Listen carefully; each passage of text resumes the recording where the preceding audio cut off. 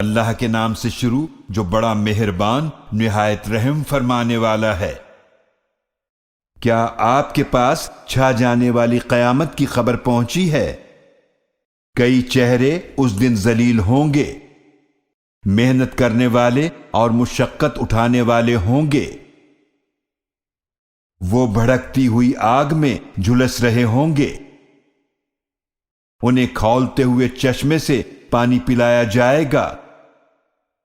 ان کے لیے کانٹے دار خشک زہریلے درخت کے سوا کچھ کھانا نہ ہوگا، نہ یہ کھانا موٹا کرے گا اور نہ ہی بھوک ختم کرے گا، جبکہ اس دن کئی چہرے تر و تازہ ہوں گے، اپنی نیک کوششوں کی وجہ سے خوش ہوں گے، عالیشان جنت میں ہوں گے۔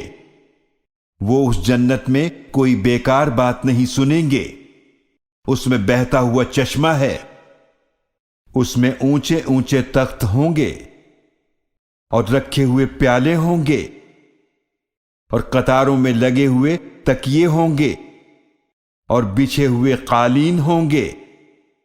کیا وہ منکرین قدرت اونٹ کی طرف نہیں دیکھتے وہ کیسے بنایا گیا، اور آسمان کی طرف وہ کیسے بلند کیا گیا ہے، اور پہاڑوں کی طرف وہ کیسے گاڑے گئے ہیں، اور زمین کی طرف وہ کیسے بچھائی گئی ہے۔ تو آپ صلی اللہ علیہ وآلہ وسلم نصیحت فرماتے رہیں، بے شک آپ صلی اللہ علیہ وآلہ وسلم تو نصیحت ہی فرمانے والے ہیں۔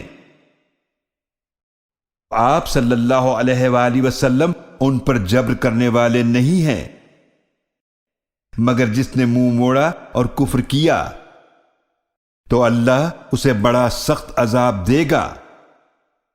بے شک انہیں ہماری ہی طرف واپس آنا ہے، پھر بے شک ہمارے ہی ذمے ان کا حساب لینا ہے۔